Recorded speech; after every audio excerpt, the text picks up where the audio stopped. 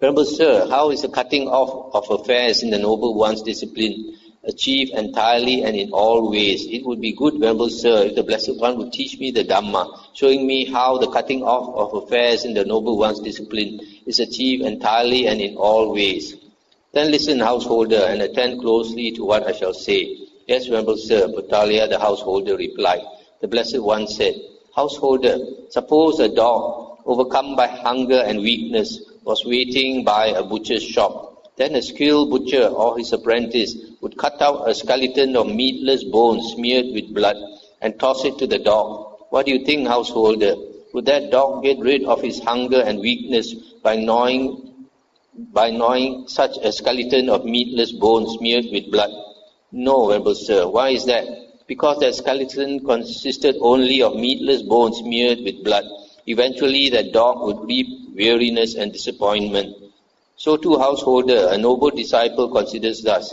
Sensual pleasures have been compared to a skeleton by the Blessed One.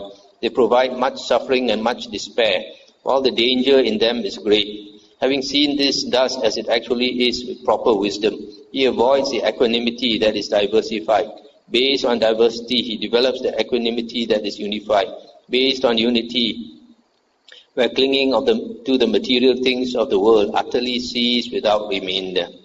Let's stop here for a moment. This equanimity that is unified refers to the jhanas, one-pointedness of mind to meditation. Then only clinging to the material things of the world can cease. So here the first, this simile of the skeleton of meatless bones smeared with blood. This is a simile for sensual pleasures. This is a very interesting sutta because it gives these 7 similes for sensual pleasures in detail.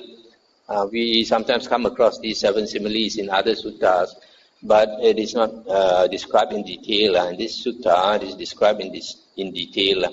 So the Buddha says sensual pleasures, when we indulge in it, it's not really satisfying.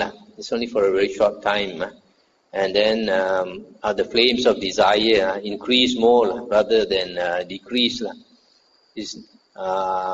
That's a thing about worldly pleasures. When we enjoy worldly pleasures, our appetite becomes greater. The flames of desire become greater. And we keep chasing after this, but it is never satisfactory. So the simile here is like a dog trying to chew these bones which have no meat. Keeps on chewing at the bone. It becomes very tired, but it doesn't satisfy his hunger. The second simile. Householder, suppose a vulture or crow or a hawk seized a piece of meat and flew away. And then vultures, crows and hawks flew up and pecked and clawed it. What do you think, householder? If that vulture, crow or hawk does not quickly let go of that piece of meat, wouldn't it incur death or deadly suffering because of that? Yes, Venerable Sir. So too, householder, a noble disciple considers thus. Sensual pleasures have been compared to a piece of meat by the Blessed One. They provide much suffering and much despair, while the danger in them is great. Having seen this thus as it actually is with proper wisdom, clinging to the material things of the world utterly cease without remainder. So this second simile is a simile of a piece of meat. When a bird, a hawk or something seizes a piece of meat, other birds, other hawks and crows, etc., will go after it, try to take away the piece of meat from him.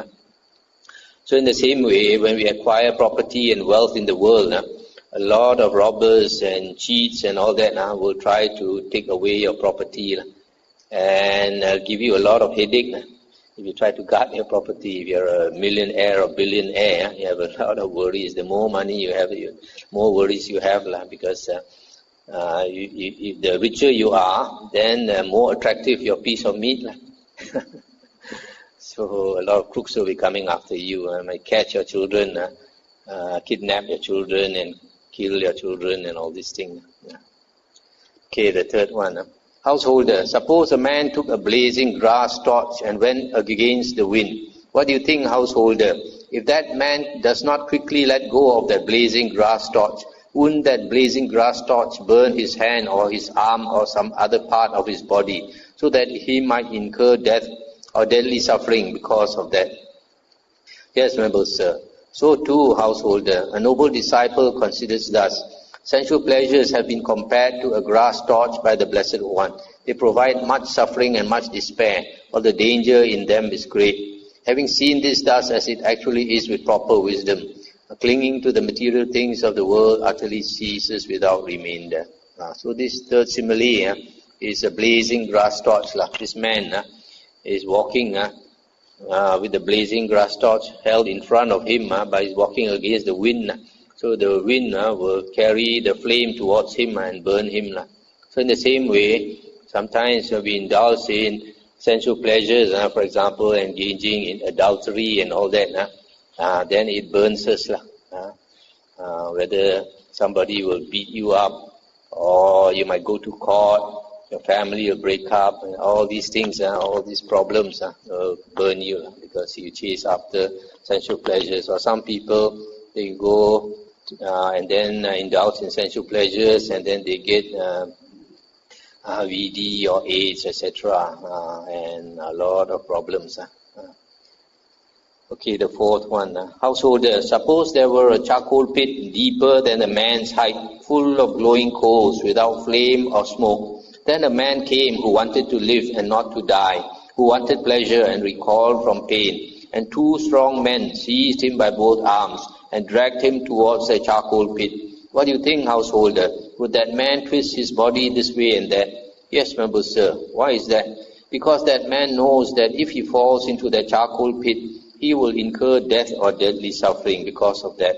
So too, householder, a noble disciple considers thus. Sensual pleasures have been compared to a charcoal pit by the Blessed One. They provide much suffering and much despair, or the danger in them is great.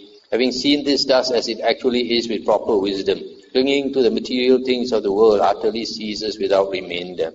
So here, a person who understands the Dhamma, he will see sensual pleasures like a charcoal pit that can burn you. So sometimes some people, having gone through the round of rebirths for a long time and having gone perhaps to hell because of adultery, when they get the chance to commit adultery also, they will dare not do it. They know there will be a lot of suffering from it. So sensual pleasures is like a charcoal pit. The fifth one, householder. Suppose a man dreamt about lovely parks, lovely groves, lovely meadows, and lovely lakes, and on waking up he saw nothing of it. So too, householder, a noble disciple considers thus. Sensual pleasures have been compared to a dream by the Blessed One. They provide much suffering and much despair, while the danger in them is great. Having seen this thus as it actually is with proper wisdom, clinging to the material things of the world utterly ceases without remainder. So this fifth simile is sensual pleasures is compared to a dream. You think so highly of it, just like daydreaming about it. But when you actually experience it, it's not all that great. Okay. Householder, suppose a man borrowed goods on loan, a fancy carriage and fine jewelled earrings, and preceded and surrounded by those borrowed goods, he went to the marketplace. Then people, seeing him, would say, Sirs, that is a rich man. That is how the rich enjoy their wealth. Then the owners, whenever they saw him, would take back their things. What do you think, householder? Would that be enough for that man to become dejected? Yes, noble sir. Why is that? Because the owners took back their things. So too, householder, a noble disciple considers thus. Sensual pleasures have been compared to borrowed goods by the Blessed One. They provide much suffering and much despair, while the danger in them is great. Having seen this thus as it actually is with proper wisdom, clinging to material things of the world utterly ceases without remainder.